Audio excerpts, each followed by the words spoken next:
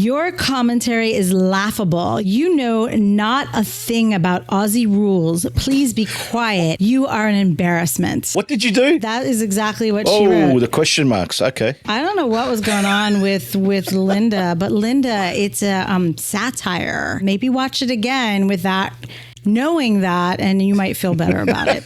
Welcome back to AFL from LA. Who loses and why? This is week 3 of finals, the preliminary finals. Oh my God, it's almost over. 2 more weeks. I'm here with Andy from Ankle Sore. Hi, Andy. Hey, Cindye, how are you?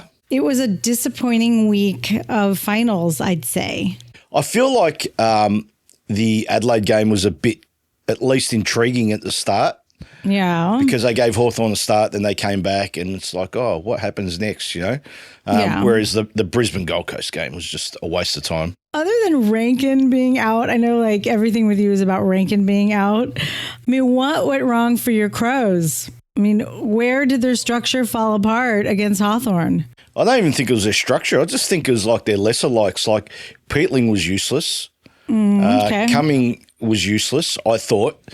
Funny you just named 2 giants, 2 former giants. I haven't finished yet, right? You know, Saligo, Zach Taylor, these guys, they're just not made for finals. They're not good enough, right? And it clearly showed where Hawthorn probably didn't have a bad player on the night, you know? Even Dawson was nowhere. That's the thing with Dawson, right? So when Rankin's there, it takes some of the heats off Dawson, right? Yeah.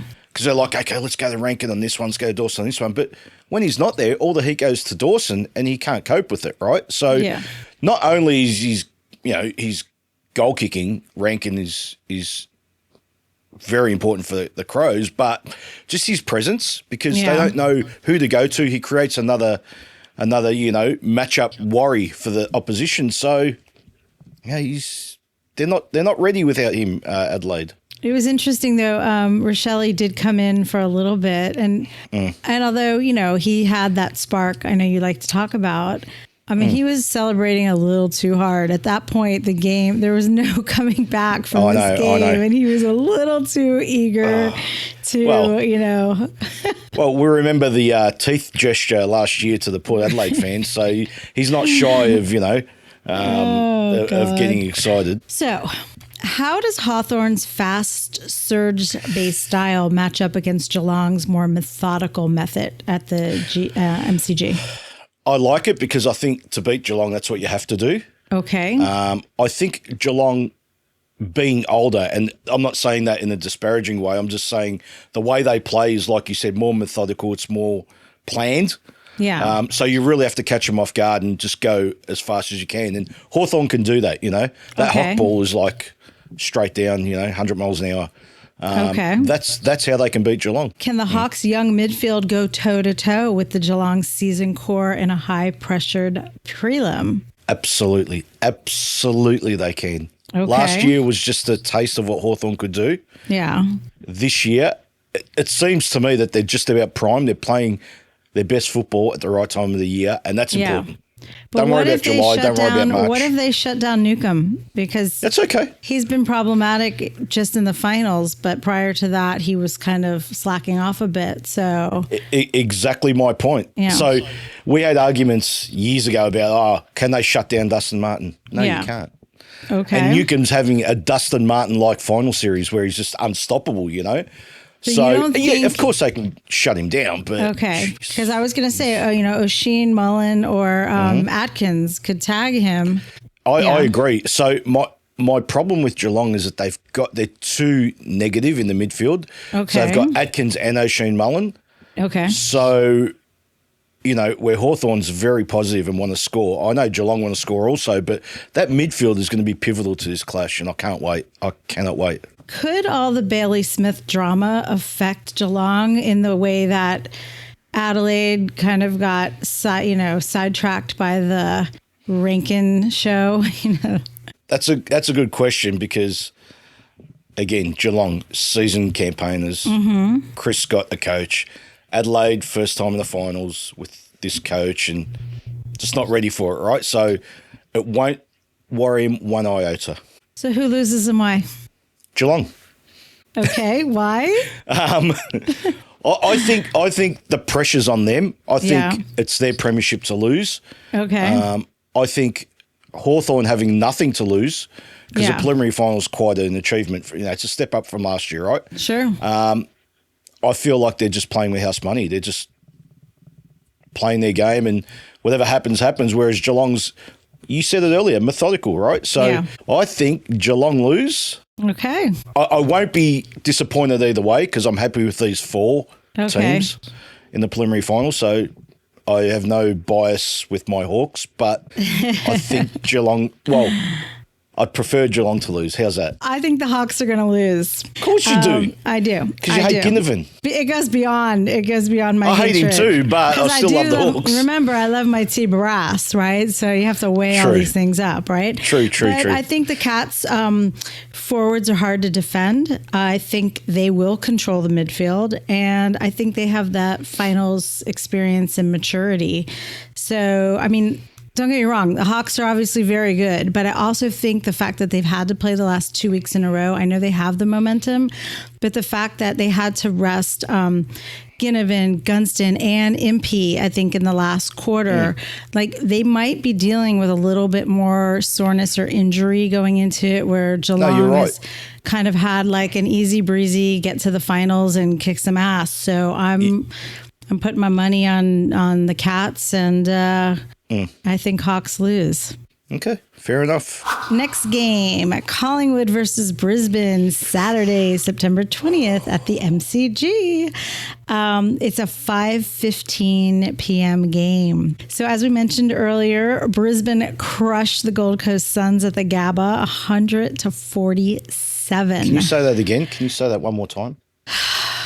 100-47. The Lions' experience and disciplined ball movement overwhelmed the Suns, especially after halftime. They came out strong at first, the Suns, and then it was like, I don't know, they all took a nap. Injuries or outs. So Hill, Howe, and Myachek apparently. Myachek is just soreness maybe, so I'm guessing he'll be in. Probably play, yeah. I'm not sure if Howe is going to be ready. I think I did hear late last night that he's a very good chance to play. Hill, who knows?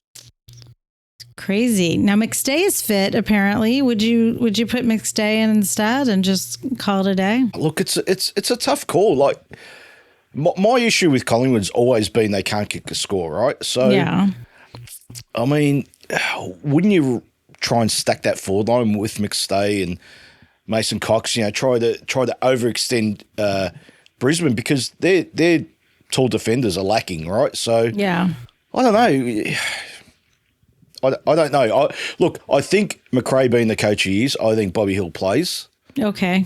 I don't think he should, because he's missed 8 weeks, and apparently he trains when he wants to. Like, he's not doing every session. But you love the spark, and he is the spark, right? No, I agree. Yeah.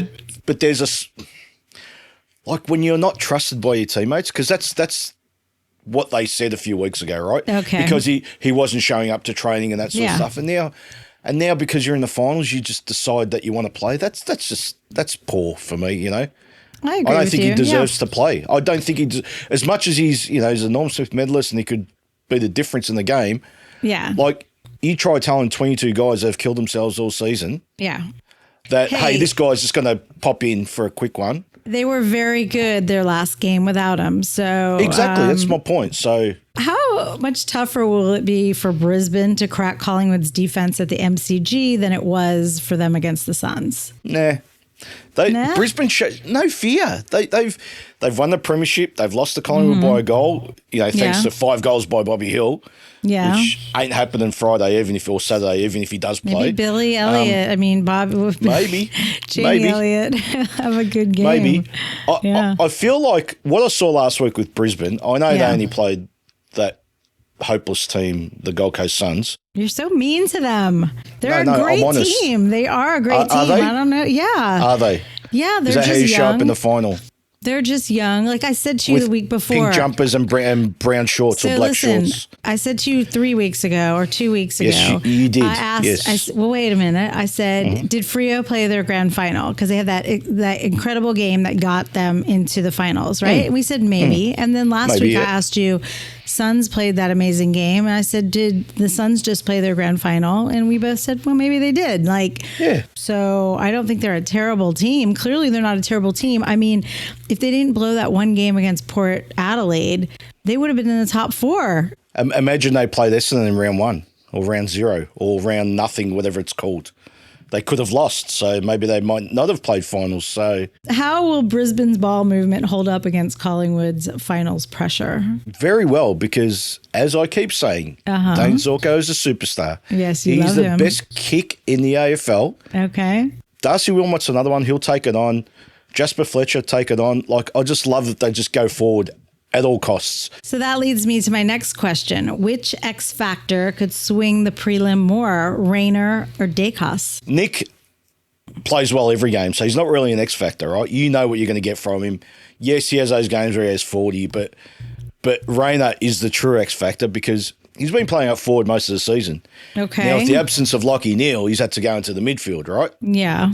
And he took on Rowland Anderson and demolished him by himself. All right. So David King called him the untacklable one. Just a fun fact. At home, Collingwood's record versus Brisbane is 16 wins to 7 losses. The 7 losses are interesting, aren't they, at home for Collingwood? So who loses and why?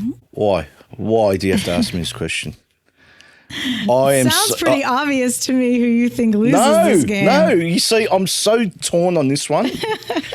And I said in our show, right, as simplistic and as silly as it might sound, right? Yeah.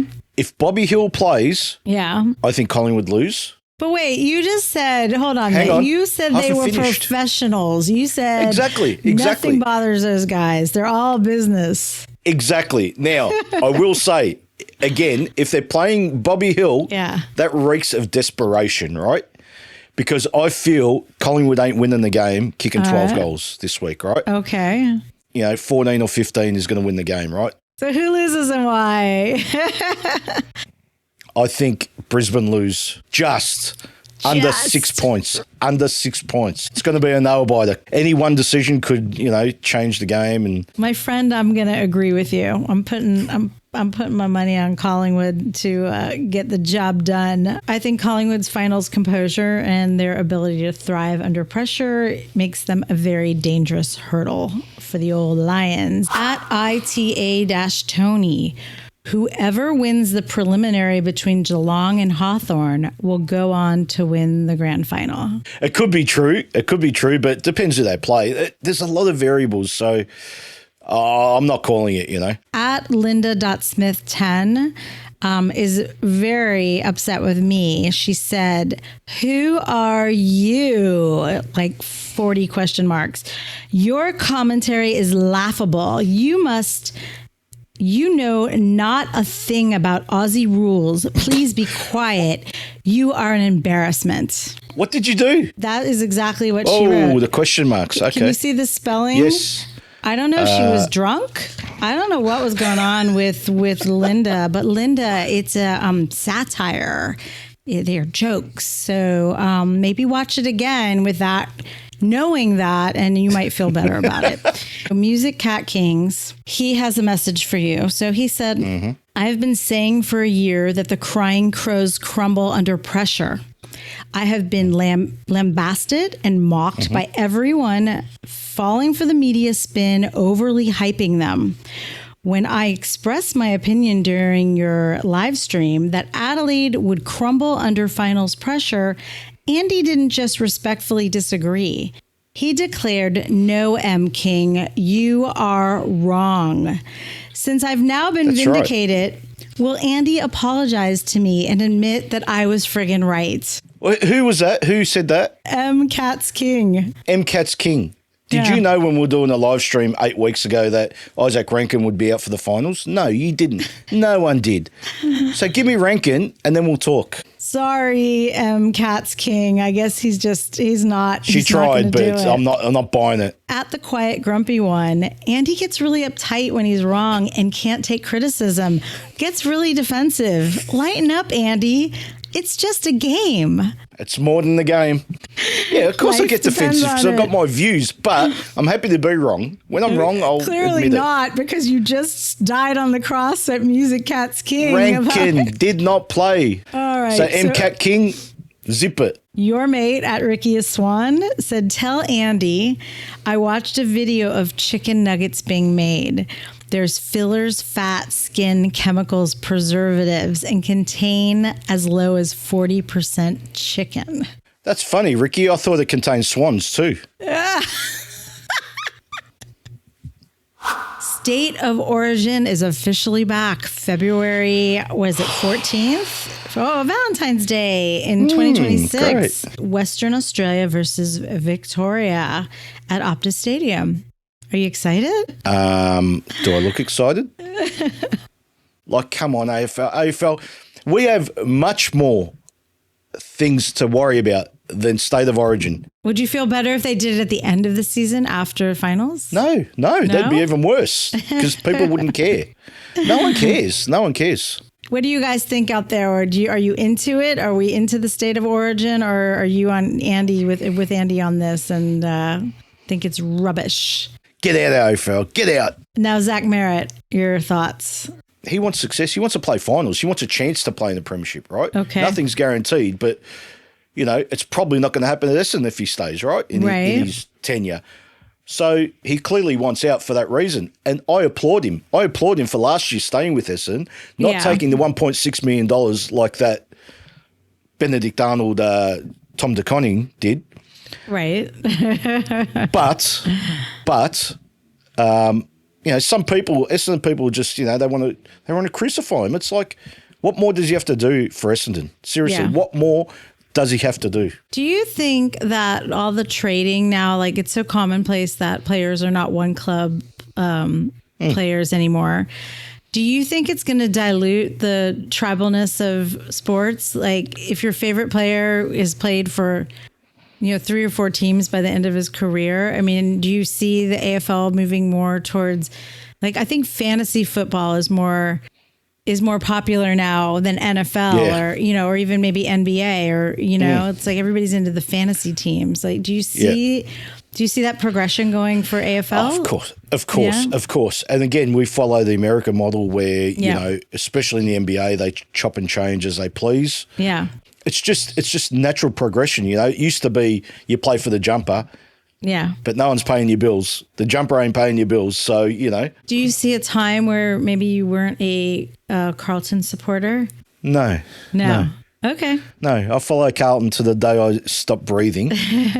No, I've got favourite players. I've got players I like watching. Nick Dacos, so. Yeah. All right. But I follow Carlton. Do you want to tell the folks when your live stream of the nugget eating is? I know it's coming up. It is Sunday, the 21st of September at 7 p.m. Melbourne time. A live stream. I'm not going to be able to watch it live because it's like in the middle of the night. You probably don't want to because I don't know what's going to happen. I'm either going to eat 100 or I'm going to eat 40 and throw up. I don't know. Well, you throw up, you got to keep going. 100's 100.